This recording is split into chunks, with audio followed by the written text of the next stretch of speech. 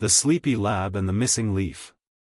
In a quiet corner of the sleepy little town of Windmere, tucked between the whispering pines and the slow-flowing Silverbrook River, sat a small round building with a green, moss-covered roof and wide arched windows. This was not an ordinary home. It was a laboratory, but not the kind with flashing lights and noisy machines. This lab was peaceful.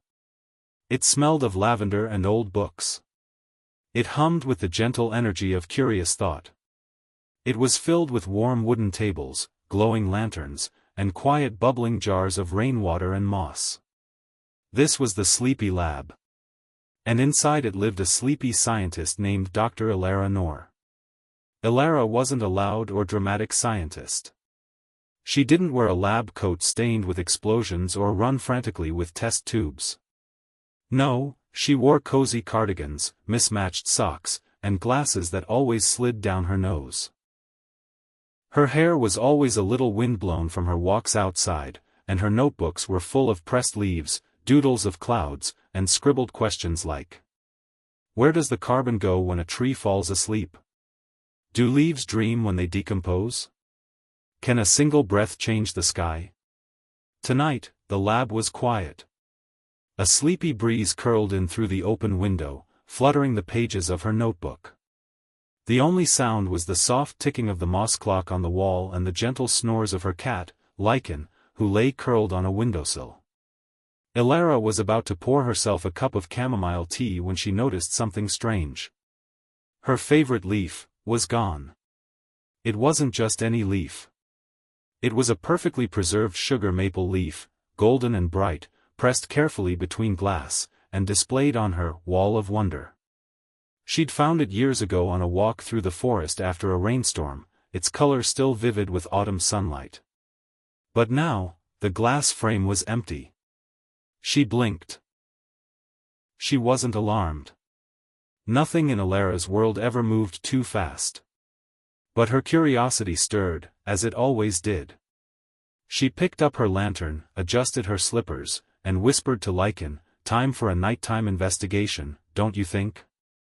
Lichen opened one eye, yawned, and stretched before hopping off the windowsill to follow her. As they stepped out into the moonlit night, the air was soft and cool. The leaves rustled gently in the trees, and the stars blinked overhead like sleepy eyes. Ilara held up her lantern and turned in a slow circle. Something was glowing faintly in the grass just beyond the herb garden. She stepped closer. There, right at the edge of her lavender patch, lay the golden leaf. But it wasn't just lying still. It pulsed, gently, like a heartbeat. And surrounding it was a faint shimmer in the air, like the edge of a bubble. Ilara knelt down and tilted her head. The shimmer hummed with something familiar. Something she'd studied for years but never seen quite like this before. "Carbon," she whispered. She wasn't entirely sure how she knew. But her instincts, and perhaps the breeze itself, told her the leaf hadn't simply fallen from the wall. It had moved, drawn by something. By a story it wanted her to follow. And Ilara, ever curious, ever dreamy, nodded once. "I suppose it's time to begin a new journey." She picked up the leaf, it was warm in her hand, and slipped it into the front pocket of her cardigan. It hummed faintly against her heart. Tonight wouldn't be a night of tea and slippers. Tonight, she would follow the carbon. Follow its dance through roots and rivers, skies and stones. Follow it as it whispered the ancient story of balance, the story of how everything, even a sleepy scientist in a moss-roofed lab, was part of something far greater than herself. Lichen meowed softly, her tail curling around Ilara's ankle. "Come on then," Ilara murmured. "Let's begin." And with that, under a sky blooming with stars, Dr. Ilara Noor took her first sleepy steps into the mystery of the carbon cycle. Crescent moon. Carbon in the trees. Dr. Ilara Noor followed the gentle glow of the golden leaf as it shimmered softly in her cardigan pocket. Each step she took down the garden path seemed to hum with quiet energy, like the whole world was waiting to exhale. The sleepy night wrapped around her like a soft shawl, stars above, dew-kissed grass below, and the whisper of trees in the wind. Lichen, her tabby companion, padded silently beside her, tail flicking now and then in curiosity. They came to the edge of the forest, not just any forest, but the ancient wood behind the lab, a place she'd studied since childhood. It was filled with elder trees, some so wide it took 3 people to wrap their arms around. Trees that had lived through hundreds of seasons, breathing in and out with the rhythm of the world. Elara paused, placing her hand against the bark of a tall sugar maple. She closed her eyes. And for a moment, she listened. She imagined she could hear the quiet inhaling of the tree. The carbon dioxide in the air, breathed out by animals, by people, by oceans and cities, drawn gently into the leaves. Photosynthesis, she thought. A silent symphony of light and life. Sunlight, even now stored in the memory of the leaf in her pocket, gave the tree power to transform invisible gases into living matter. Into sugar. Into wood. Into branches that reached toward the stars. Elara opened her eyes and smiled. "Hello again," she whispered to the maple. She stepped further into the forest, lantern light guiding her way. As she walked, the trees seemed to shift subtly around her, as though they recognized her presence and welcomed it. She began to narrate softly, half to herself, half to the stars. Trees don't just live. They breathe. Every leaf is a quiet exchange, carbon in, oxygen out. It's the opposite of us. A perfect mirror. A partnership. The leaf in her pocket pulsed once. Warm and golden. And when trees grow, she continued, they store carbon inside them. Trapped in their trunks and roots, kept safely in their woody walls for years, even centuries. She touched another tree, this one older, knotted and moss-covered. "You are a keeper of stories," she told it gently. "And carbon is part of your memory." Lichen purred and rubbed against her boot. Somewhere above, an owl hooted, not startled, just sleepily aware. The forest was alive, yes, but not in a hurried way. It was slow and sure, like the turning of seasons or the quiet ticking of Elara's moss clock back home. She walked until she reached a small clearing. Here, moonlight filtered through the canopy like silver rain. In the center of the clearing stood a fallen log, covered in ferns and tiny blue mushrooms.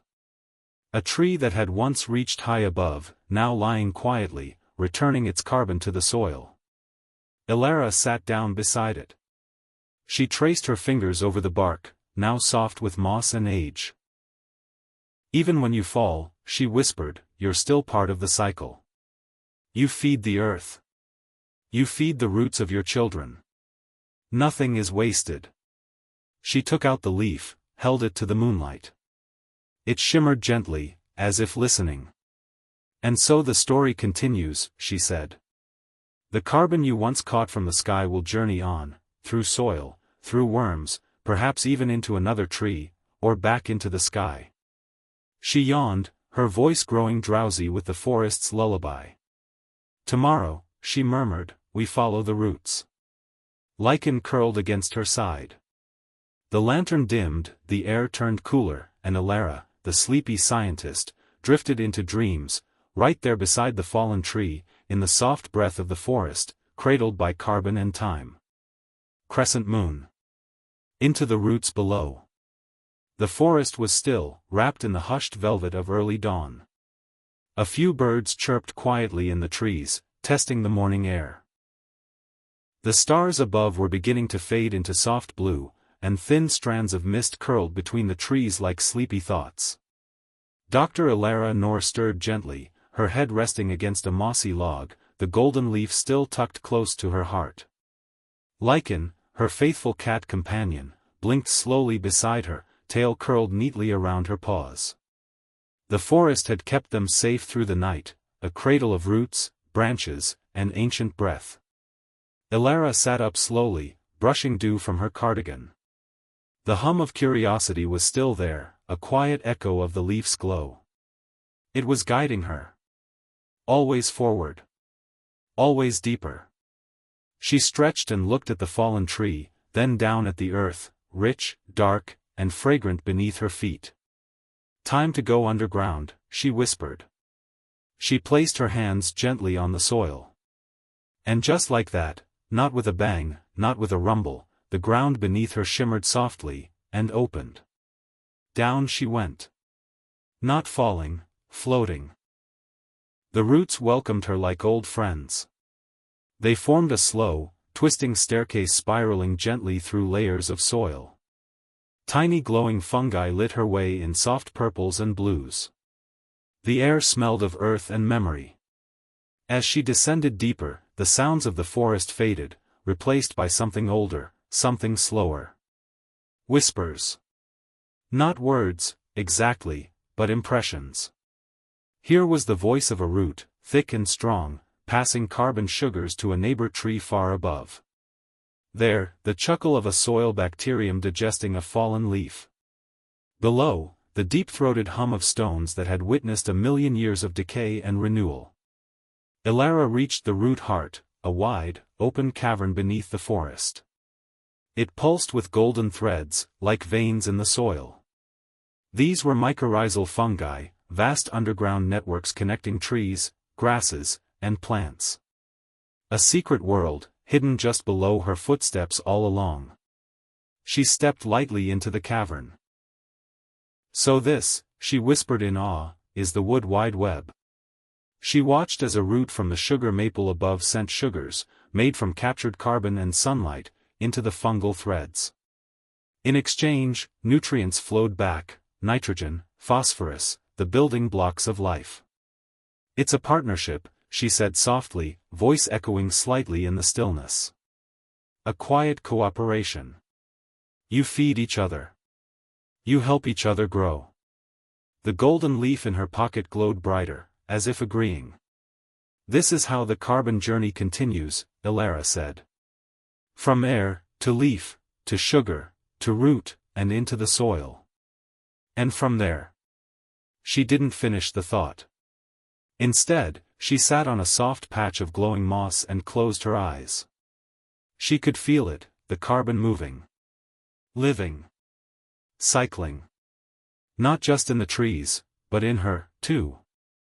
In the air she exhaled. In the roots beneath her. In the soft soil of centuries. A slow, perfect balance. She let her breathing match the pulse of the roots, slow in, soft out. And as she drifted into a dreamy, half-sleep state, lichen curled into her lap and purred, a steady rhythm in the harmony of underground life. Elara's journey had only just begun. Next, she would rise again, to find the forest's breath in the light above. But for now, she rested, in the embrace of the earth. Crescent moon. The breath of the forest. The cavern beneath the trees hummed softly like a lullaby. Dr. Elara Noor stirred from her mossy resting place under the roots, the glow of the golden leaf gently warming her cardigan pocket.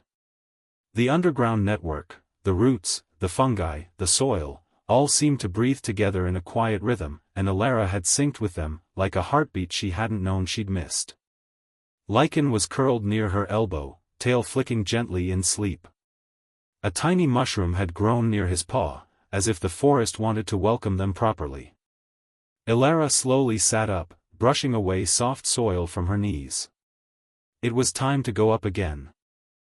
As she stood, the roots around her responded. With no fanfare, no sound, the golden fungal threads began to twirl upward in spirals, a staircase woven of light and wood. Step by step, she climbed. The deeper earth faded behind her. With each footfall, the air grew lighter, and the scent of damp soil was replaced by dew-drenched leaves. A pale beam of morning sunlight broke through above, and finally, she emerged. Back into the forest. But everything looked brighter. Sharper. As though she could feel the carbon itself in the air around her. She stood for a long moment in the clearing, hand resting on the bark of a birch tree, and took a slow, deep breath. In through the nose. Out through the mouth. She watched her breath swirl briefly in the cool morning air. Then she looked up. The leaves above shimmered in the sun.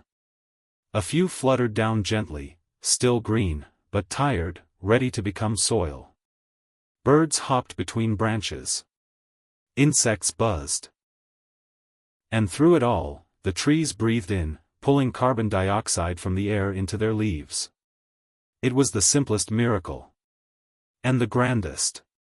Photosynthesis, Elara murmured. Sunlight plus carbon dioxide and water. A touch of magic. And the trees feed the world. The golden leaf glowed in her pocket again, warm as sunlight. Lichen stretched and yawned beside her, blinking at the dappled morning light. Together, they walked deeper into the forest. Everywhere around them, trees lifted their branches to the sky like great green lungs. They were silent, but not still. Each moment, they were exchanging air with the world, pulling in carbon, giving out oxygen. Breathing. And Elara realized something. We're breathing each other, she whispered. The trees and us. A perfect loop.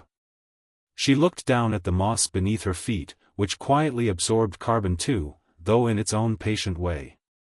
She thought of oceans doing the same. And animals, exhaling. And the invisible dance of atoms passing from one living thing to another, over and over. She found a spot between two ancient trees and lay down in the grass. Above her, the leaves swayed gently in the wind, catching the sun in flashes of gold and green. And she breathed. In. Out. Letting her breath join the forest's breath. Letting her heart beat slow until she could almost hear the trees speak in rustling tones. She thought of the billions of leaves working all at once. Of the sunlight that powered everything. Of how even the tiniest twig played a part in the grand, slow ballet of carbon. Lichen nestled against her side, purring softly. And Dr. Elara Noor, the sleepy scientist, smiled. There's more to follow, she murmured. The carbon doesn't stop here. No, next it would travel into animals, into oceans, into rocks and rain and clouds. But for now, she would rest beneath the trees, breathing with them. Because here, in the forest's breath, was the gentle reminder that all life was connected, not just by time or place, but by something smaller, invisible, and magical. By carbon. Crescent moon. The breath we share. Dr. Elara Noor sat with her back against the warm bark of an oak tree, the hush of the forest like a lullaby around her. Birds whispered secrets overhead, and the leaves, swaying in rhythm with the wind, danced like they were breathing. She inhaled deeply, feeling the air in her lungs, air that was once inside trees, perhaps once inside an animal or drifting in the sea. It struck her how carbon moved through everything, quietly, patiently, without pause. Lichen hopped onto her lap with a soft chirp, curling into a furry comma. Elara ran a hand along his back, watching his chest rise and fall. We're part of this too, aren't we? She whispered to him. We breathe out carbon, the trees breathe it in. Then they give us back oxygen, a gift returned. The golden leaf in her pocket pulsed with a calming glow, matching the gentle rhythm of her breath. All across the world, she knew, this exchange was happening, people and animals breathing out carbon dioxide, and plants using it to grow. A constant give and take. A loop so perfect, so ancient, it was easy to forget it even existed. But not now. Elara lay back in the grass and looked at the sky between the branches. We're all sharing the same breath, she murmured. The same molecules, passed along, through time and life and love. And with that, she let herself drift off once more, held by the breath of the forest, the hum of carbon's quiet journey, and the warm purr of her companion beside her. Into the animal kingdom. When Elara woke again, the forest had changed. The air was filled with the low rustle of motion, not the wind, but life. A gentle doe stood near her, blinking softly. A squirrel darted between roots. Birds fluttered in pairs across the canopy. Lichen watched it all with flicking tail, curious but calm. Elara smiled.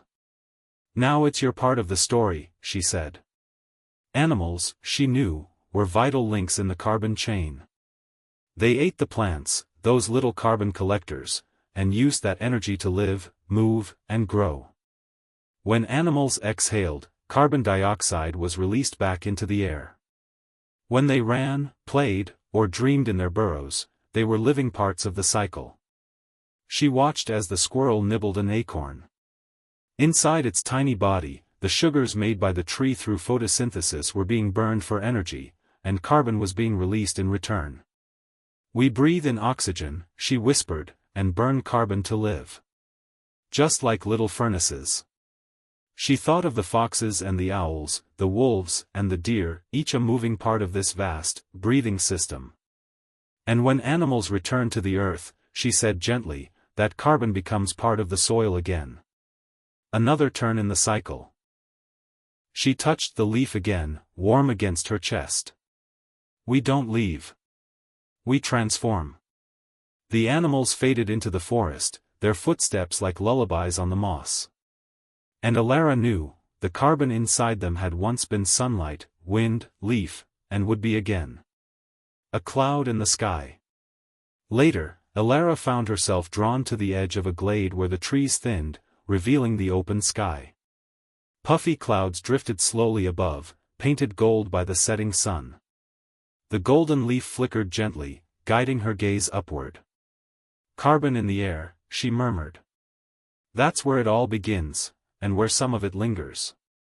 She thought of cities and factories, of cars and chimneys, all releasing carbon dioxide into the sky. She imagined invisible carbon molecules dancing upward, joining the atmosphere, some staying close to Earth, some floating high. And some, forming clouds.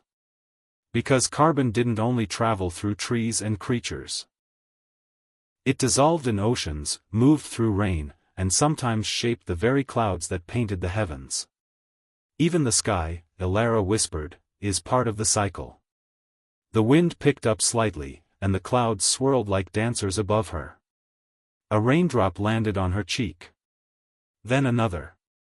The clouds above had begun their gentle weep, and she let the water wash across her face. Rain, another messenger in the carbon journey. Elara laughed softly, tilting her face to the sky. "Thank you," she whispered.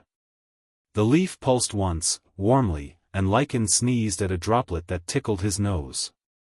Together, they sat beneath the clouds, wrapped in the gentle rhythm of rain, a sky-born lullaby. Beneath the waves. A soft mist clung to the shore as Dr. Elara Nor approached the edge of a tranquil inlet. It was the kind of place where the line between earth and water blurred, where land met sea in a quiet conversation whispered only through the language of tide and time. The forest path behind her had gently widened into golden sand. Lichen padded beside her, leaving tiny prints that filled with seawater moments later. The air held a salty tang, and the breeze was cool, like a sigh from something ancient and immense. Before her, the ocean stretched into the horizon, not roaring, not churning, but resting. Its surface shimmered in pale silver as if the moon had dipped down and scattered her pearls across the water. Elara sat on a driftwood log bleached smooth by time, her gaze fixed on the rhythmic motion of the tide. Waves rolled in, curled, and fell with soft sighs, a heartbeat of the planet. She touched the golden leaf nestled in her coat pocket. It was warm and humming ever so faintly, as though it recognized this place. "The ocean," she whispered, "is the Earth's great carbon sink." Indeed, the ocean held vast reservoirs of carbon, in its water, its life, and even its deepest stones. Some carbon dioxide from the atmosphere dissolved right into the sea, forming carbonic acid. Tiny plankton used it to build their delicate shells, which would one day sink to the seafloor and become stone. Elara lay back against the driftwood, eyes half closed, imagining the journey. A molecule of carbon dioxide drifting from her breath into the air. Caught by the wind. Carried across the sky. Falling gently into the ocean. Once there, it could be consumed by phytoplankton, transformed by light into sugars. That plankton might be eaten by a tiny shrimp. The shrimp by a fish. The fish by a seal. And then, passed along. On and on. She imagined those carbon atoms spiraling through coral reefs, through seaweed forests, through schools of glittering sardines. Perhaps even locked away in a whale's massive body, journeying for decades through the blue depths. Ilara's thoughts floated with the tide. She remembered that nearly half of the carbon dioxide ever released by humans had been absorbed by the oceans, quiet guardians bearing the weight of an invisible burden. But she also knew this came with a cost. The seas were slowly acidifying, changing in ways barely seen, but deeply felt by the creatures within. She sighed gently, letting that truth settle without judgment. Even the ocean has its limits, she said aloud. Suddenly, Lycan perked up, ears swiveling toward the shallows. The water shimmered, and something stirred. From the surface rose a sleek head, seal-like, but not quite. Its large eyes blinked with childlike curiosity. Then another followed. And another. They were selkies, mythical beings of sea and story, known to the old folktales as seal people. Each had shimmering skin that shifted between gray and silver blue, like moonlight on water. They gathered in a ring just offshore, bobbing in the tide, watching Ilara. One of them slowly swam closer, until it hovered just a few feet away. Its eyes met hers, not with words, but with understanding. "You've come to learn," the creature seemed to say. "To see." And then, without a splash, the selkie ducked beneath the surface. The golden leaf pulsed warmly in Ilara's pocket, a gentle invitation. She looked down to Lycan, who blinked slowly and curled on the sand. With quiet trust, Ilara stepped into the shallows. The water, though cool, embraced her like silk. It pulled gently, not demanding, not rushing, just guiding. She waded deeper, the salt lifting her as she floated, then slowly dipped beneath. And there, in the stillness of the sea, time itself seemed to stop. Sunbeams filtered through the water, bending and dancing like golden threads. Schools of fish shimmered in unison, each turn choreographed like the breath of a dream. Seaweed undulated like long green ribbons, and coral spires rose like cathedrals from the sandy floor. Amid this living world, she saw it clearly, carbon in motion. Tiny plankton glowed faintly, consuming carbon and drifting through shafts of light. Crabs scuttled along rocks, breaking down bits of detritus. Above her, dolphins passed, their every breath a quiet exhalation into the cycle. And then, she saw the bones. Deep beneath the reef, fossilized remains, of ancient whales, of creatures long turned to stone, rested quietly. Their carbon, too, was locked away, deep in time. The selkies swam beside her now, motioning with flicks of their flippers. She understood, this was sacred. The ocean didn't just take in carbon, it carried memory, it stored history. Every wave, every drift, every shell was part of a story stretching back millions of years. And the carbon never disappeared. It moved. Ilara felt weightless. Not just from the water, but from a kind of understanding. A knowing. When she finally rose to the surface, she emerged under a sky painted with soft coral hues. The sun was setting, and the stars began to peek through, one by one. She returned to the shore slowly. The selkies lingered, then slipped beneath the surface with one last look, vanishing into the depths like a lullaby fading into sleep. Lycan padded over and pressed against her legs. Together, they watched the sea breathe. Ilara sat again on the driftwood, dripping and calm, warmed by the pulsing golden leaf in her pocket. Beneath the waves, she whispered, the cycle flows, and dreams live on. And with the hush of the tide and the heartbeat of the earth around her, the sleepy scientist dozed once more, adrift in the ancient memory of the ocean. Water wave sparkles. The fire within the earth. The air smelled of warmth, of minerals, dust, and something deep. Dar. Elara Nor stood at the edge of a wide ravine, staring into the breath of the earth. Beneath her, a volcano slumbered, quiet, but alive.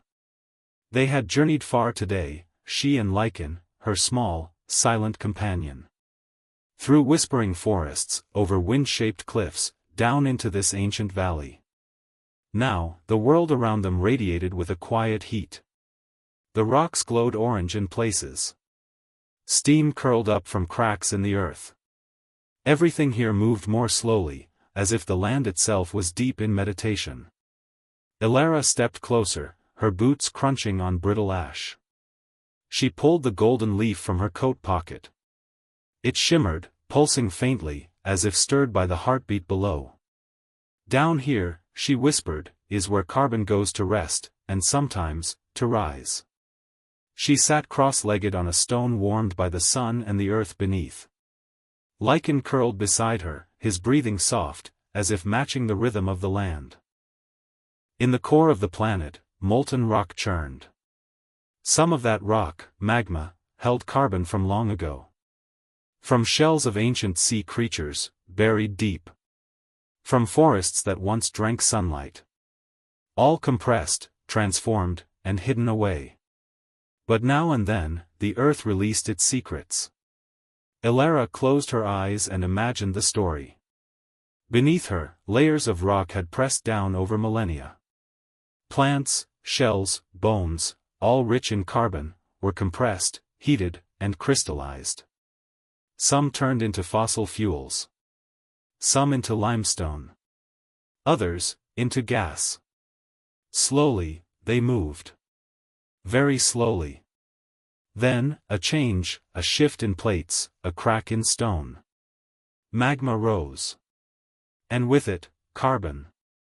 It erupted in gases, like carbon dioxide, sent into the air with each volcanic sigh. What had once been life became atmosphere once more. Carbon doesn't end, she whispered. It returns. She imagined the plume of a volcano rising high, painting the sky. It might look destructive, but it was a release. A recycling. A reminder that even the planet breathed, just slower than everything else. The heat wrapped around her like a blanket. Not dangerous, not here, but comforting. Steady. Old. In the distance, she saw a shimmer. A figure made of smoke and stone stood watching her. It had no eyes, yet it saw. No mouth, yet it spoke. You understand, it said without words. The fire remembers. Elara nodded. It keeps the carbon safe. Until it's needed again. The figure melted into steam, leaving behind only warmth and silence. She opened her eyes. Lycan was still resting. The sun had dipped behind the rocks, and the sky blushed with evening light. Carbon in fire. Carbon in air. Carbon in stone. Even in silence, the earth whispered its truth. And Elara, the sleepy scientist, lay back on the warm stone, letting the soft rumble of magma lull her to sleep, rocked by the rhythm of the deep world. Fossils in the fog. A fog rolled in from the east. Elara walked slowly through a valley blanketed in mist. Lycan moved quietly at her heels, his footsteps muffled by thick moss and stone. The land here was old, older than trees, older than birds, a silent fossil bed holding secrets in its bones. Everywhere she looked, the world was wrapped in gentle gray. Stones peeked through the mist like sleeping giants. Strange ridges in the rock curved like ribs. Fossils, she knew. Layers of ancient life turned to stone, carbon trapped in time. She knelt beside a spiraled shell half buried in stone. Her fingers traced its grooves. This had once been alive, swimming, eating, breathing. And now? It was part of the earth. A memory. Carbon, she whispered, preserved in silence. The golden leaf in her pocket warmed slightly. She sat beside the fossil, thinking of the millions, no, billions, of creatures that had once filled oceans and forests. Tiny plankton, vast ferns, fish with bone armor. When they died, their bodies sank into mud. Layer upon layer, over ages, pressed and preserved. Their carbon, once part of breath and blood, became part of the stone. That carbon now rested in fossils, in coal seams, in limestone cliffs and marble peaks. Some of it stayed buried for millennia. Some would someday rise again, in volcanic breath, in shifting seas, in the curl of smoke from human fires. It's all part of the journey, Elara murmured. The mist thickened, and she stood, moving gently between low ridges of fossil-rich rock. Suddenly, shapes began to appear in the fog, not threatening, but curious. Shadows of creatures long gone. A brontosaurus lifted its head. A trilobite crawled across stone. A dragonfly the size of a hawk drifted overhead. They were made of mist and memory. Ghosts of carbon. Lichen sat still, eyes wide. Not afraid, only listening. The brontosaurus blinked slowly, lowering its great head toward Elara. You remember us, it seemed to say. I study your stories, she whispered. Your carbon lives on. The fog creatures nodded and faded into the mist. The leaf in her hand glowed briefly, casting golden light in all directions. Elara smiled. Even the past plays a part. She found a soft patch of moss among the fossils, curled up beside lichen, and let herself drift into the mist, resting in the presence of ancient lives, preserved forever in the quiet rocks. As she slept, the earth held her gently, a fossil of the present, and the carbon within her whispered dreams to the stones below. Winds across the world. Elara stirred beneath a canopy of clouds. A soft wind kissed her cheek, ruffling her hair like the tender hand of a mother waking her child. She opened her eyes slowly to find herself high on a grassy cliffside. The sea sparkled far below, and the horizon stretched into the misty unknown. The wind here was constant, but never harsh, it flowed like a lullaby. She sat up slowly and watched tall grasses bow in unison, dancing as one body. Lichen emerged from a nest of clover, yawning a silent yawn and giving her a nudge. Elara took a long breath in. The air smelled different here. Wildflowers, salt, and something ancient, like petrichor before the rain. She turned her gaze toward the sky and followed the path of the wind. This wind, she whispered, is more than air. It carries carbon. It carries stories. And indeed, it did. The wind was nature's great mover, transporting carbon dioxide across oceans and continents. From the breath of forests to the desert's edge. From cities bustling with life to remote tundras cloaked in snow. Wind was a courier of balance. Elara reached into her coat and pulled out the golden leaf. It fluttered in the wind, glowing softly. As she stood, a vision formed. She was lifted, gently, like a feather, carried on invisible wings. Now she soared. Over grasslands and plains. Over cities filled with sleeping people and quiet lights. She saw towers releasing carbon into the air. Smoke spiraling upward. But the wind didn't judge. It only carried. Next, she drifted over oceans. Vast, endless blue. She watched as the carbon mixed with sea spray, sinking into the waters below. She floated onward, to a dense rainforest where trees reached toward the clouds. Each leaf breathed in carbon, turning it into life. And always, the wind moved. Carrying what the world exhaled. When Elara landed softly back on the grassy cliff, she understood something deeper than before. Wind was the earth's exhale. And every breath we take, every breeze we feel, connects us to each other. She lay down beside lichen once more. The sky turned lavender, and a chorus of crickets began their gentle hum. As she drifted into sleep, the wind whispered secrets to her, stories of every corner of the planet, bound by breath and balance. The ocean's secret breath. The next morning, Elara awoke to the sound of waves. She and Lycan had wandered downhill in the night, drawn by the rhythm of the tide. Now, they lay at the edge of the ocean, the vast lungs of the world. The air was cool here. Moist and fragrant. Foam fizzled at her toes, and the water mirrored the early light like liquid silver. The ocean, she whispered, breathes more deeply than anything else. And it did. Hidden beneath the surface was a vast system, constantly pulling in carbon from the air. A process called the biological pump, Elara recalled. She imagined it now, eyes closed, as she gently floated in the shallows. Tiny phytoplankton, invisible to the eye, bloomed in the sunlit waters. These microscopic plants breathed in carbon dioxide, just like land plants. With each breath, they transformed carbon into life. Fish darted between rays of sunlight, feeding on the plankton. Then larger fish. And then the whales. All life, linked in the chain of carbon. When these creatures died, their bodies sank to the ocean floor, carrying carbon with them. It was buried there, locked in sediment, stored for centuries. Sometimes, currents stirred the deep.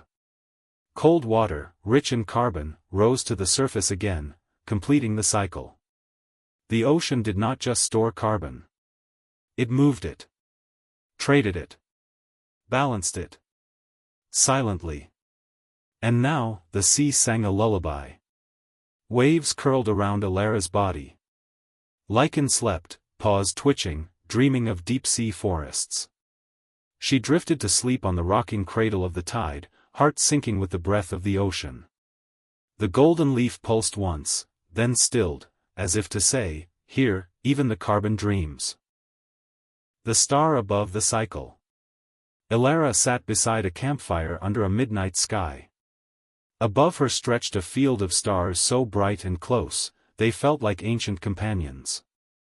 Tonight, she would not travel. Not far, anyway. Tonight, her mind turned to the beginning, to the ultimate source of the carbon cycle's magic. The sun, she whispered. The star above the cycle. Without it, there would be no photosynthesis. No winds. No weather. No plants or oceans to pull in carbon. Just silence.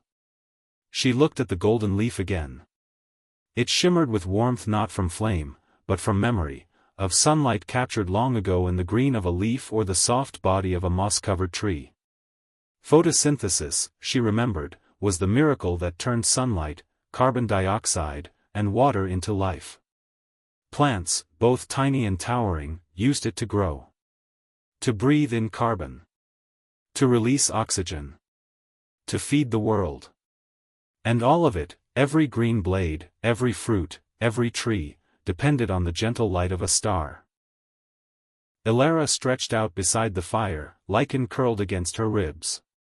She stared into the sky and imagined the light from distant suns, each with their own planets, maybe even their own scientists looking up. The stars blinked slowly. A rhythm. A message.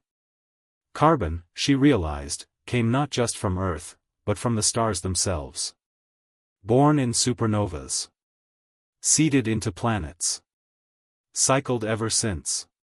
She felt very small, but not unimportant. She was part of something vast, and timeless. A breath in a long line of breaths. She closed her eyes and let the fire crackle beside her. The golden leaf rested in her hand. And above her, the stars watched in silence, the quiet witnesses to a world in balance. The forest of memory. Night melted into morning, and a golden haze hung over the forest canopy. Elara awoke beneath a dome of emerald leaves, where beams of sunlight broke through in dappled patterns across the mossy ground.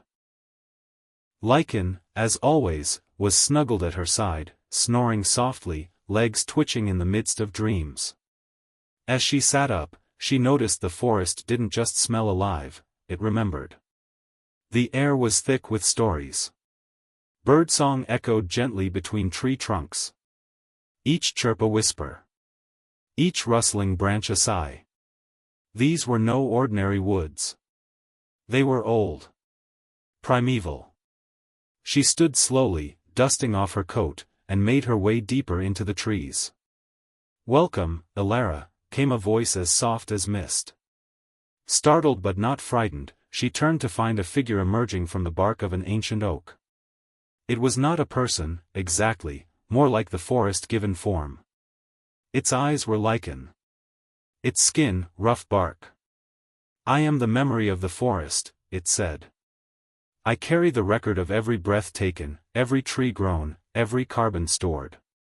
Elara bowed slightly, instinctively respectful. "I've come to understand the balance," she said. "To learn how it all connects." The being nodded. "Then listen not with your ears, but with your stillness." They walked together through the forest. Trees towered above them, oaks, redwoods, pines. Some so wide it would take 10 people holding hands to reach around. These trees, the forest being said, have captured carbon for centuries. They take it in through their leaves and lock it away in wood, in roots, in soil. Elara reached out to a nearby tree, touching its trunk. It felt alive, not just pulsing with sap, but with something deeper. A quiet memory. "Each ring inside tells the story of a year," the being explained. "Rainfall. Fire. Flood. Growth. Rest. A diary etched in silence." As they walked, they came upon a clearing where young saplings grew in a perfect spiral. "These," it said, "are the future. What the forest releases in decay, it reclaims in new life. Carbon returned, then reborn." Elara knelt beside a sapling. Its leaves trembled in the breeze. "So even death is part of the balance?" "Especially death," the forest replied. They wandered further to a fallen log covered in mushrooms. "In decay," it said, "carbon is released, gently, slowly, feeding soil and air. But the forest remembers every molecule. It does not waste." Elara sat down in the moss, overwhelmed by the softness of it all, not just the ground beneath her, but the wisdom in every tree, every fungus, every fern. "You are part of this too," the being whispered. "Every breath you exhale becomes part of the cycle." She breathed in, deeply. The air was cool and rich, touched by mist and memory. Then the forest began to hum, not with words, but with feeling. A lullaby sung by needles and wind. Elara closed her eyes. And in that silence, she felt herself dissolve, not disappear, but become part of something infinite. The forest, the breath, the memory. She lay back into the moss with lichen curled beside her once more. Above, the branches whispered softly, and the carbon cycle continued, gentle, endless, and unseen. The architects below. Fungi and the carbon code. The morning sunlight barely reached the forest floor now. The canopy above had grown so thick it filtered the light into ribbons of gold and jade. Elara sat quietly, her back against a warm, old tree. She and lichen had slept long and peacefully. But as the hush of the forest deepened, Elara began to notice something odd. The stillness below her wasn't just soil. It breathed.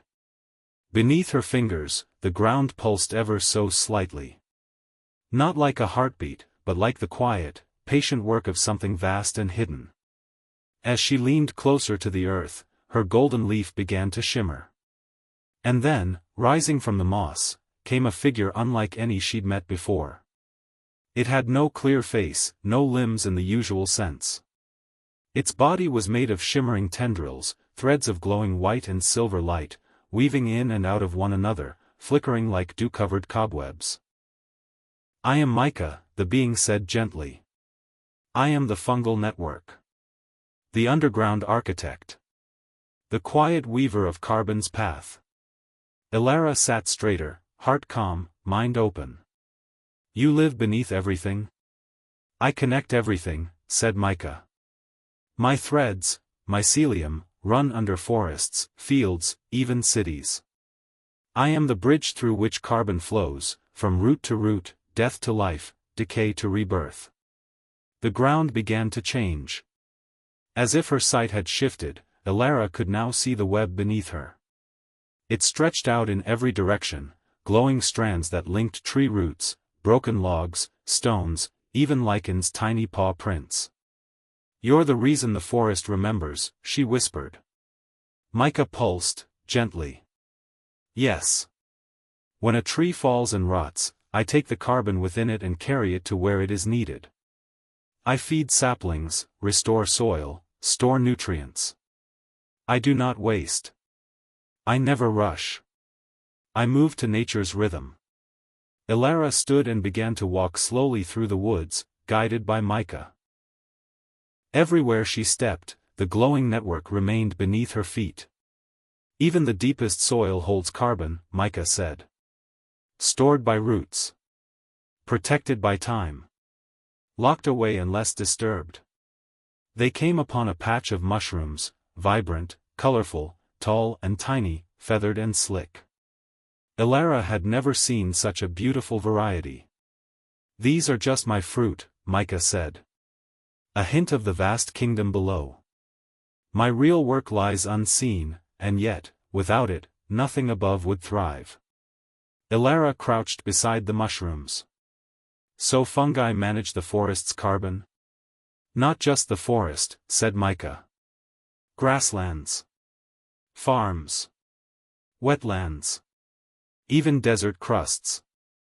I do not need fame. I only need quiet. And time." Lichen sniffed one of the mushrooms and sneezed softly, then curled back into a nap. Elara sat again, letting the silence hold her. The presence of Micah felt like a deep exhale, one that had lasted for centuries. A slow, invisible tending of the world. "So many people think only trees matter," Elara said. "But it's the roots, the fungi, the soil, the hidden world that makes balance possible." Micah pulsed once, the strands glowing brighter. "Exactly. Life is not always what grows tall, but what supports from below." The moss beneath Elara's hand felt warmer now. Not from sun, but from understanding. She closed her eyes and breathed in the earthy air, rich with decay and promise. The scent of leaves, of bark, of roots working in silence. Above her, the trees stood still. Below, the carbon whispered in threads. The forest did not sleep. It remembered. It rebuilt. And Elara slept now too, held in the arms of a world that healed itself, one breath, one spore, one strand at a time. Creatures of carbon, the moving threads of life. Elara awoke to the rustle of leaves and the soft thump of paws on earth. It was not alarming, quite the opposite. It was comforting, like the sound of a heartbeat beneath a warm blanket. She opened her eyes to a path lit by early morning sunbeams. Micah's glowing thread still shimmered faintly beneath her, then slowly dimmed as the new day brightened. Lichen stretched with a contented sigh, his tail flicking once before he trotted ahead, leading her deeper into the forest. They soon arrived in a clearing, wide and sun-dappled, framed by flowering bushes and fruit trees. But what caught Elara's eye was the presence of animals. Not just one species, but many. A majestic elephant stepped quietly past, its massive feet pressing gently into the soft ground. Overhead, parrots flitted between trees, chattering softly. Deer grazed nearby, and butterflies danced on the wind. A soft, warm voice echoed from between the trees. "You've met the trees and the fungi, Elara. But now, it is time to understand how life in motion shapes the balance." From the underbrush stepped a tall woman cloaked in feathers and fur, with antlers like branches crowning her head. She smiled kindly. "I am Fauna," she said. "Keeper of the wandering carbon. Come walk with me." Together, they moved through the clearing, where life pulsed with quiet energy. "Every creature here," Fauna began, "carries carbon. In bones. In breath. In their fur, feathers, skin, and song. Elara watched as a family of rabbits hopped from one bush to another, nibbling, pausing, breathing. When they eat, Fauna continued, they take in carbon. When they run, they spread seeds. When they pass on, they return their bodies to the soil, feeding fungi and trees once more. A breeze stirred the tall grasses, and Elara noticed dozens of tiny beetles skittering along stalks, carrying bits of leaf and pollen. They are messengers, Fauna said. Little travelers of transformation. They move nutrients. Carry forest whispers. Scatter life. They approached a watering hole where flamingos stood in clusters, preening and dozing. Birds, Fauna said, fly carbon across continents. Their migrations shape the breathing of the planet. Elara's gaze drifted to the sky, where a flock of birds spiraled slowly overhead. And what of the great ones? She asked, glancing at the gentle elephant resting in the shade. Ah, said Fauna, the elephants, gardeners of the land. They knock over trees, clear paths, open space for new growth. In their footprints, seeds take root. They change the carbon landscape with every step. They walked farther, passing bees pollinating flowers, squirrels burying nuts, wolves howling softly from the hills beyond. Animals do not just exist in the carbon cycle, Fauna explained. They move it. They make it dynamic. From breath to seed, from death to decay, their lives are carbon's endless story told in motion. Elara sat down on a smooth stone beneath a fig tree. The air around her was filled with soft animal sounds, buzzing, flapping, patting, and purring. Lichen curled beside her once more. These creatures, Elara whispered, don't know the science. But they are the science. Fauna knelt beside her. Yes. They live in tune with the balance, not needing to study it, only to be part of it. The elephant ambled over and offered Elara a curious glance before gently touching her shoulder with its trunk. Elara smiled. She could feel it, the carbon, not as a problem to solve, but as a rhythm. A story of life, motion, return. She leaned back against the fig tree. The sounds of Fauna's world were soft and constant, like waves of breath. Birds sang lullabies. Leaves whispered secrets. And the creatures of the carbon cycle went on, walking, flying, burrowing, always in motion, always in harmony. Elara's eyes closed, her breath deep and slow. The earth story continued around her. And in that balance, she found rest. The ocean's breath, a dance between sky and sea. Elara's dreams were long and light as if her mind floated just above the earth. She felt the rhythm of footsteps, wings, and roots echo through her being. And when she awoke again, it was to the sound of waves. Soft, rolling, and timeless. She sat up slowly. The forest had faded behind her. Before her stretched a vast silver sea, glowing under a gentle blue sky, as calm as glass. Lichen was already awake, pawing gently at shells and watching the foam tickle the sand. A figure emerged from the mist rising off the water.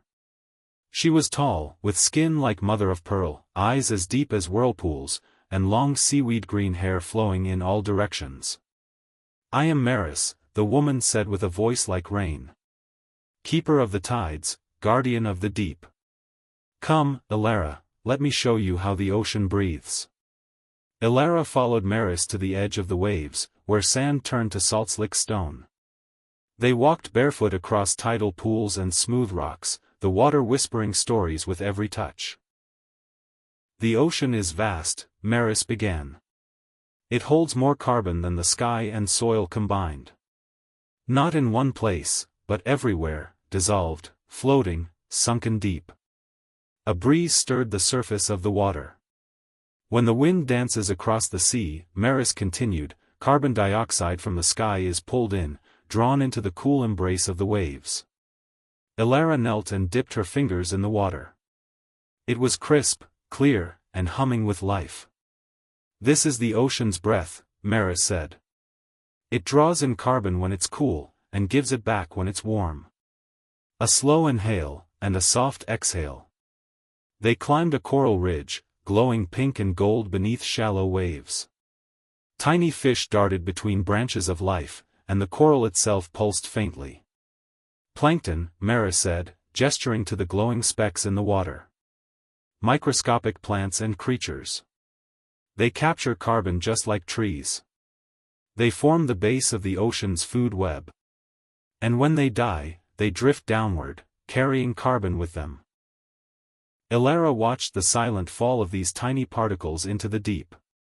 They reminded her of snowflakes. They sink, Maris whispered, into the twilight zone.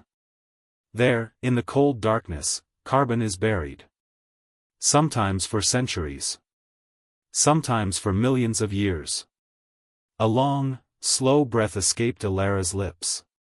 The scale of it was unimaginable. Not fast. Not loud. But powerful. And the whales? She asked, watching a shadow move beneath the surface. Ah, Maris smiled. The giants of the sea. They help stir the layers. Their migrations bring nutrients up from the depths. Their breath and movement mix the ocean, helping balance where carbon flows. Just then, a great blue whale surfaced nearby. Its breath burst upward, a soft misty plume, and the world went quiet for a moment. Even the waves held their hush. It is all a cycle, Maris said. From plankton to whale, from sky to deep. The ocean holds the memory of carbon. And keeps it safe. The sun dipped lower, casting long shadows across the shore. Ilara lay back on the warm sand, lichen curled beside her, the sound of the sea rocking her slowly. The waves didn't rush. They didn't roar. They simply moved. Forward and back. In and out. Like breath. And with every breath, the planet lived. She closed her eyes, imagining the deep, quiet, timeless, and the floating drift of ancient carbon stories below. The last thing she felt was the mist on her skin, and the song of the sea in her bones. The frozen vaults, timekeepers of carbon. Ilara dreamed of cold that wasn't harsh, but soft, like feathers made of frost. She saw glittering peaks, glacial lakes, and clouds that moved like slow sighs. When she awoke, she found herself wrapped in a warm coat made of moss and fur. Lichen curled beside her, his fur dusted with snowflakes. The air was crisp and light, filled with stillness. They were high in the mountains now, peaks rising all around her like ancient sentinels. Snow covered everything. But instead of silence, the mountain whispered, in breezes, in ice creaks, in the crunch of snow beneath her boots. A woman stood nearby. She was cloaked in pale blue and white, her breath curling in soft tendrils in the air. Her hair shimmered like snow under moonlight, and her eyes were deep as frozen lakes. Ilara, she said with a voice like wind through pine. Welcome. I am Glacia. Keeper of the frozen breath of earth. Ilara bowed slightly. Frozen breath, she echoed. Glacia nodded. Yes. Come walk with me. Together, they moved carefully across the snow-covered ridge. Lichen bounded ahead, his footprints quickly vanishing behind him. You've seen how trees breathe carbon, Glacia said, and how animals move it. You've walked in oceans where it is hidden and exchanged. But here, she pointed to the cliffs around them. Here, carbon sleeps. They arrived at a sheer wall of ice, a glacier glowing blue and green beneath the morning light. This, Glacia whispered, is one of the world's oldest memories. She touched the ice gently, and suddenly, Ilara could hear the past. Deep within the glacier, bubbles of ancient air were trapped, echoes of long-gone skies, breaths of creatures long extinct. They whispered in languages only the earth could understand. In every layer of snow, Glacia said, a season is stored.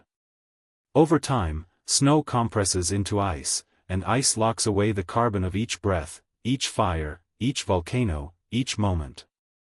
They ventured into a cavern carved into the glacier's side. Walls of translucent ice stretched high above, etched with striations like pages in a book. Glacia raised a hand. This layer was formed during the Roman Empire. This one during the Ice Age. That one, during the first forests. Ilara was awestruck. It's a library. A vault, Glacia corrected. The carbon here is locked away for millennia. Unless the ice melts. She looked out across the mountain range. When glaciers melt too quickly, she continued, they release carbon that was meant to sleep. The balance shifts. The breath becomes uneven. Outside, the wind picked up. Snowflakes danced in the sunlight like silver dust. But, Glacia smiled softly, the frozen places still hold time. They slow things down. Give the world space to adjust. They are the pause between exhales.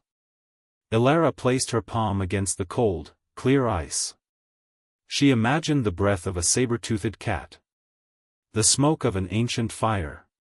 The whisper of a forest long gone. All here. All remembered. Lycan padded close and pressed his nose to the glacier wall, then flopped down in the snow with a contented sigh. It's quiet here, Ilara whispered. Yes, Glacia replied. Quiet is sacred. Sleep is sacred.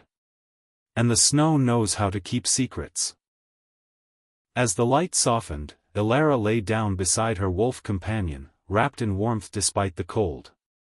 The glacier hummed gently behind her, like a lullaby sung by time itself. And slowly, peacefully, she drifted into sleep, as the earth continued to breathe. The desert's secret, dust, wind, and carbon's hidden trail. Ilara's sleep was light, like being carried on the wings of a breeze. When she stirred, the cold of the mountains had vanished, replaced by dry warmth and sunlight that filtered through her closed eyelids. She opened her eyes to find herself lying in the shadow of a smooth rock outcrop. The ground beneath her was soft, made of fine golden sand that shimmered like crushed stars. Lycan stretched beside her, tongue lolling, eyes alert. All around them, a vast desert unfolded, rolling dunes, ancient stone cliffs, and tall cacti standing like statues. The air was dry and clear, yet it hummed with possibility. A soft swirl of wind kicked up the sand in a slow spiral. From within it emerged a woman, tall, sun-kissed, and wrapped in flowing fabrics the color of clay and sunlight. Her eyes sparkled like polished amber. Ilara, she said gently. I am Sarah. Keeper of drylands and the dancing winds. Welcome to the breathless lands, where carbon sleeps in silence. Ilara followed Sarah through the dunes, each step leaving barely a mark. The desert may seem lifeless, Sarah said, her voice barely louder than the breeze. But it is filled with quiet work. Here, carbon hides in grains of dust, and even in the crust beneath our feet. She knelt and touched the sandy surface. Beneath it, Ilara saw something strange, a thin, dark mat that covered the earth like a hidden skin. This is biological soil crust, Sarah explained. Made of tiny organisms, mosses, lichens, fungi, bacteria. It's alive. And it captures carbon from the air, even here, where rain falls maybe once a year. Ilara leaned closer, marveling at the unseen life. Every time the wind blows, Sarah said, tiny particles of carbon-rich dust lift into the air. That dust travels, across continents, over oceans. It lands in forests, on snow, even in coral reefs. It feeds places far from here. Ilara looked to the horizon, imagining dust crossing the sky like invisible threads stitching the planet together. Deserts are not dead, Sarah whispered. They are the silent storytellers, holding on to carbon for centuries, and giving it away only when asked. They continued walking. The sun climbed higher, but Sarah's presence kept the heat from feeling harsh. Elara noticed dry bushes, sharp rocks, and even small flowers blooming from nothing, flashes of pink and purple in the beige world. A single cactus stood taller than the rest. Its skin was scarred by age, but from its crown bloomed a bright red flower. "This cactus," Sarah said, "has lived for 300 years. In that time, it has absorbed carbon from the air, just a little, but over centuries, it adds up."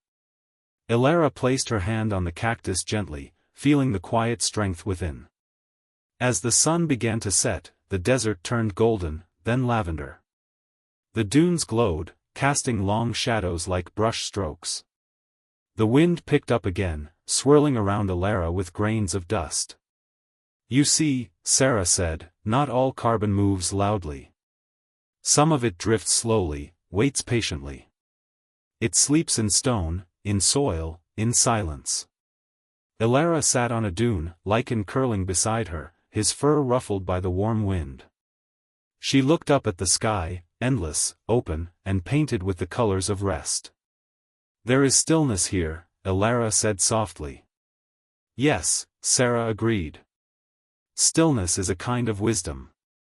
As stars began to appear, one by one, Elara lay back on the soft slope of sand. The desert wrapped around her like a warm, ancient blanket. And in that perfect quiet, she let herself breathe, and sleep. The living prairies, fire, hooves, and the hidden carbon dance. Elara's dreams carried the scent of dry grass and drifting smoke. She felt the sun on her skin and the gentle press of the wind as it whispered through fields that stretched endlessly in all directions. When she opened her eyes, she was lying in a sea of golden grass. Tall stalks swayed gently around her, rustling like a lullaby. The sky above was pale blue, scattered with soft, slow-moving clouds. Lichen stood alert beside her, his ears turning to catch distant sounds, the chirp of crickets, the rustle of leaves, the low rumble of thunder far away. A figure approached, barefoot, with hair braided with feathers and grasses. Her clothes were stitched from soft hides and woven with wildflowers. She smiled warmly as she reached them. "Elara," she said, "welcome to the great grasslands. I am Mara, keeper of the wind that moves through blades and the fire that renews the earth." They walked together through the tall grasses. The land rolled gently, dotted with clusters of wildflowers, burrows of small animals, and groves of trees near distant rivers. "Many believe forests are the lungs of the earth," Mara said. "But grasslands breathe too, quietly, steadily. Their roots are deep, and their work is underground." She knelt and dug gently into the soil. Beneath the surface, Elara saw a network of roots, thick and fibrous, stretching deep into the earth. "Carbon is captured by every blade of grass," Mara explained. "And most of it is stored down here, in the roots and soil.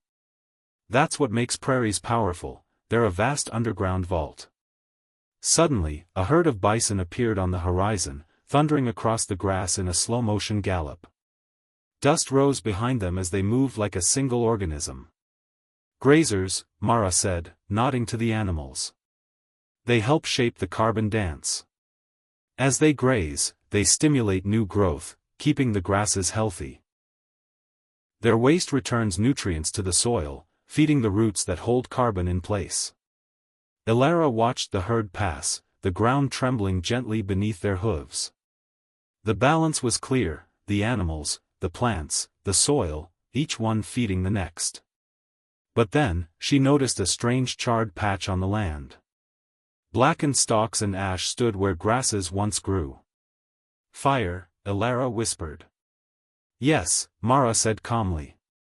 "Fire is not always destruction. Here, fire is a tool, used by nature, and long ago by people, to renew the land." She stepped into the scorched area, where new green shoots were already pushing through the ash. Fire clears the dead. It releases nutrients. It awakens seeds. And though some carbon escapes in smoke, she continued, even more is stored in the rebirth that follows. They stood quietly as the wind shifted, bringing the scent of rain. Balance, Mara said. Prairies live and die, burn and bloom. And through it all, they hold the earth's breath deep in their roots. Elara knelt and pressed her hand to the soil. It was warm, pulsing, alive. She could feel the hum of tiny organisms, the slow decay of organic matter, the quiet work of storage happening just beneath the surface. As the sun began to set, the entire grassland glowed gold and rose. A soft rain began to fall, gentle, steady, nourishing. Lichen leaned into her side, sighing as they sat beneath a lone tree that stood watch over the field. And as the stars emerged, scattered across the prairie sky like seeds in the wind, Elara drifted into a deep, peaceful sleep, the wind whispering promises and the roots beneath her holding ancient memories safe. The whispering wetlands, mud, mist, and the secret keepers. Elara awoke to the gentle lap of water against wood and the scent of moss and morning dew. The air was cooler now, filled with the earthy perfume of wet leaves and still ponds. She blinked slowly and sat up to find herself floating gently on a small wooden boat. The water was dark and still, covered in a light mist that danced above its surface like ghosts in the dawn. Tall reeds swayed around the boat, and wide lily pads floated beside it like green stepping stones for frogs and dreams alike. Lichen lay curled at her feet, his tail twitching in his sleep. A crane stood nearby on one leg, perfectly still, its silver feathers catching the light of a pale rising sun. A voice, soft and fluid like the water itself, spoke from behind her. "You've reached the wetlands, Elara. I'm Naya, guardian of still waters and keeper of the hidden breath." She turned to see Naya seated at the back of the boat, rowing without effort, her long hair flowing like rivergrass in the breeze. Her cloak was woven with glimmering moss and threads of cattail silk. Her eyes held the depth of ancient pools. As the boat glided forward, the wetlands unfolded like a dream, cypress trees rising from the water, their roots tangled in the shadows.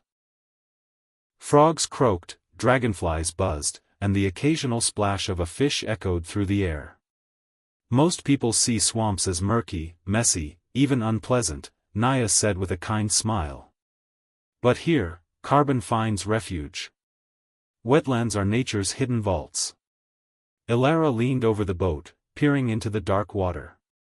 Beneath the surface, layers upon layers of decayed leaves and plants sat undisturbed. "This mud," Naya explained, dipping her hand into the water, "is thick with carbon.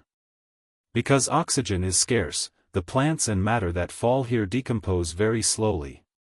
Their carbon stays locked away, for decades, centuries, even millennia." They floated past a fallen log where turtles sunned themselves. Egrets took flight overhead in slow, graceful arcs. "Every reed," Naya continued, "pulls carbon from the sky. When it dies, it sinks. And down there, the wetland holds it close, like a secret in the soil." Elara imagined the layers of time resting quietly beneath them, each one a story written in leaves, roots, and sediment. They passed through a patch of vibrant water lilies. Fireflies flickered in the morning dim, tiny stars caught between sky and water. The silence was not emptiness, it was a fullness too rich to shout. Lichen sat up, ears alert to the gentle call of a bullfrog echoing from deeper within. "Wetlands may only cover a small part of the earth," Naya said, "but they store more carbon per square foot than most forests or grasslands. They're protectors. Peacemakers. Ancient storytellers." Elara closed her eyes and let the stillness soak into her. She could feel it now, the gentle pressure of time, of patience, of quiet work. As the sun climbed higher, the mist began to lift, revealing a vast mosaic of water and green. Naya guided the boat to a small island of moss and fern, where soft ground welcomed their feet. Elara stepped out, the spongy earth whispering beneath her steps. Lichen bounded off, sniffing curiously at mushrooms and marsh flowers. They walked a short path to a clearing where the air buzzed with insects and life. A single great willow bent over the water's edge, its branches trailing like sleepy fingers. Beneath it was a wooden bench, carved from driftwood and wrapped in ivy. Elara sat and looked out at the mirrored water. Some of nature's greatest work, Naya said, is done slowly. Quietly. Beneath the surface. She placed a hand on Elara's shoulder, warm and grounding. You've now seen the breadth of mountains, oceans, forests, and deserts. But the wetlands, she looked out at the water, they are the quiet lungs. The gentle hearts. The last to speak, but never to be forgotten. As the willow's shade wrapped around her and the sound of the water soothed her senses, Elara felt a heaviness in her limbs, not of weariness, but of peace. She lay back against the bench, lichen curling beside her, and listened to the soft lull of the wetland's breath. And with that stillness, she drifted into sleep. A sleep rich, deep, and as quiet as the mud that held 1,000 years of carbon dreams. The sky watchers, on the mountain where wind becomes wisdom. Elara awoke with a hush all around her. There was no rustle of leaves, no lapping water, no creature's call, only a serene, weightless quiet. She opened her eyes to the pale blue sky above, brushed with soft, white clouds like strokes from a feather. She lay on a mountainside, high above the world. Lichen rested beside her, his nose twitching, his breath slow and steady. Around them, alpine flowers bloomed in tufts between rocks, and patches of snow glimmered on distant peaks. As she sat up, the wind touched her cheeks, cool, clean, carrying the scent of sky itself. A figure stood a short distance away, waiting at the edge of a stone path that wound upward. Clad in a long blue coat that danced in the breeze, the figure's hair was the silver of moonlight, their eyes kind and bright like morning stars. "I am Orion," the figure said. "Watcher of winds, seeker of signals. You've nearly completed your circle, Elara. But before your journey ends, there's one last story to witness, the one humans now tell with science and care." Together, they walked the winding path up the mountain, ascending steadily toward a white observatory dome perched like a pearl atop the world. As they climbed, Orion pointed to the sky. "The atmosphere," they said, "is thin. So thin it's like the skin of an apple wrapped around the earth. Within it, all our breaths are shared. Carbon, oxygen, life, and change, all drift in this invisible ocean." At the summit, the observatory opened like a quiet sanctuary. Inside, it was filled with glowing panels, quiet computers, and tall instruments reaching into the air through long pipes. "This," Orion explained, "is where we listen to the breath of the planet." They led Elara to a panel where glowing data danced, a slow heartbeat of the Earth's carbon cycle in motion. "These readings," Orion said, "come from the air outside. The instruments measure the carbon dioxide drifting on the wind. It's delicate work. Precise. And deeply important." Elara watched as colored lines traced patterns on the screen, gentle rises and falls that told of seasons, forests, fires, and breath. In spring, Orion continued, plants awaken and draw in carbon. In autumn, leaves fall and carbon returns to the air. It's a beautiful rhythm, and this mountain helps us hear it. Elara looked out a tall glass window at the world below, forests, cities, oceans, and clouds stretching beyond sight. "But what about the imbalance?" she asked softly. "What happens when we release too much carbon?" Orion nodded gravely. "That's why we listen. Why we measure. So we can understand, and protect the balance." They gestured to a small side room where children, young scientists in training, were assembling sensors and writing in journals. "People around the world are watching now," Orion said. "Measuring ice cores, satellite signals, ocean chemistry, and soil health. The story of carbon is being written by hands young and old. And that story can still be a hopeful one." Elara felt the truth settle in her chest like a soft stone. The mountain did not hold magic, it held perspective. From here, the earth was a whole. A place where oceans and trees, grasslands and clouds, peat bogs and breezes, all danced in unison. A place where human hands could harm, or heal. As the wind rushed through the observatory's open dome, Elara walked to the center and closed her eyes. She could feel the rhythm now, the inhale of green leaves, the exhale of soil, the breath of buffalo and bees, and the vast sky above them all, gently carrying each sigh. Behind her, Lichen curled up at the base of a telescope and yawned, tail thumping once against the floor. Orion smiled and placed a hand over their heart. "We are listeners, Elara. Listeners and keepers." Elara took a deep breath of the mountain air, crisp, rare, and filled with knowledge. And in the stillness that followed, she felt herself slowly growing lighter. Not in body, but in burden. The world wasn't asking her to fix everything. Just to notice. To care. To understand. As the sun dipped lower in the sky, casting golden light across the observatory walls, Elara sat with Lichen by her side, watching the wind turn and the data trace its quiet song. And in that sacred stillness of science and soul, she drifted gently into sleep, the sky wrapping her in a hush only the earth could sing. The return, breathing with the world. Morning light poured in soft and golden through Elara's window. The breeze stirred her curtains like a whisper and carried the scent of pine and soil, familiar and comforting. She opened her eyes slowly, as though rising from the deepest part of a dream. Lichen stretched at her feet, tail flicking in the sunlight. He blinked at her lazily, and for a moment, Elara wasn't quite sure if their journey through deserts, oceans, forests, and mountaintops had been real, or just a beautiful, endless dream. But when she sat up, her fingers instinctively reached for the small notebook on her bedside table. Its pages were filled, drawings of whales and mangroves, notes about permafrost and dragonflies, words like photosynthesis, sequestration, balance. Each scribble whispered, "It was real. You were there." She stepped out of bed, the floor cool beneath her feet, and opened her window wide. The trees outside danced in the wind. A squirrel darted across a branch. Somewhere, a bird called softly, as if just waking, too. Downstairs, the kettle hummed, and the familiar clink of a spoon against a mug brought her fully into the now.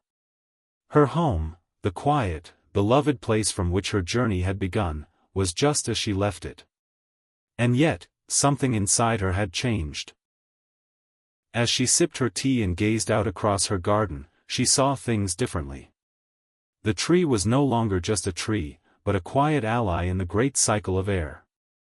Its leaves were busy capturing light, pulling carbon from the sky, and releasing oxygen back into the breeze. The compost heap was no longer just waste, it was life returning to soil, helping roots grow stronger, feeding the earth. The clouds above? More than weather. They were sky rivers, drifting carbon and moisture across the world. Invisible carriers of balance. Elara stepped outside with Lichen beside her and walked to the edge of the garden where wildflowers had begun to bloom. She knelt there, fingers in the earth, and smiled. She had learned something precious, that the planet's breath could be heard in every corner, if only you listened. As she stood and looked up at the sky, so blue, so infinite. She remembered the forests that breathed deeply, the oceans that exhaled through kelp and coral, the soil that whispered secrets through roots. She thought of Orion on the mountain, Naya in the wetlands, Mira in the desert, and all the others who had guided her. They were real, and so were their stories. But now it was her turn. Elara opened her notebook to a fresh page and wrote. "I am part of the cycle. I breathe in, and the earth breathes with me. I breathe out, and I give back to the world. I am not separate. I am connected." She closed her eyes, and in that moment, with wind in her hair, Lichen by her side, and the hum of bees and breeze around her, she felt something soft and complete settle within her. Not a burden. A bond. A quiet promise to walk gently.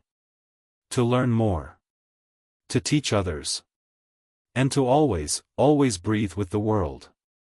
The sun rose higher, birdsong filled the air, and the garden stretched toward the light. And with a heart full of stillness and wonder, Elara smiled, then drifted back inside, ready to sleep once more if she wished, or begin her day anew. The earth would continue breathing. And so would she. One slow, loving breath at a time. The end. Herb ZZZ Globe showing Europe Africa.